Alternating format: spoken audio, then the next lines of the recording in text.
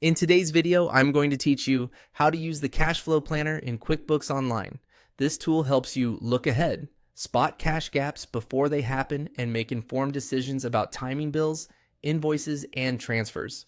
I'll walk you through a simple way to add planned cash events so your forecast is clear and useful. Start by using the search bar inside QuickBooks Online. Click into the search field at the top of your screen and type the word planner. This is the quickest way to jump straight to the feature without digging through menus. You should see Cash Flow Planner appear as a result. Next, select Cash Flow Planner. This opens a forecast view that pulls in your connected bank and QuickBooks data to estimate upcoming money in and money out. Think of it as your working timeline, where you can test scenarios and see how decisions affect your balance over the next few weeks or months. To include a cash event that isn't in QuickBooks yet, like a planned rent payment or a big client invoice, click Add Item. This is how you layer your expectations onto the forecast so it better reflects reality. Adding planned items is especially helpful for one-off projects, seasonal expenses, or things that haven't been entered as official transactions. In the description field, type a short, clear label for what this item is. Be specific enough that you'll recognize it later, such as March rent, equipment deposit, or retainer invoice.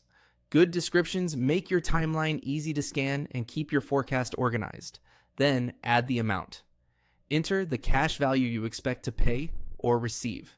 If you're budgeting for bank movement, use the amount that will actually hit or leave your bank, not just the subtotal on a bill or invoice.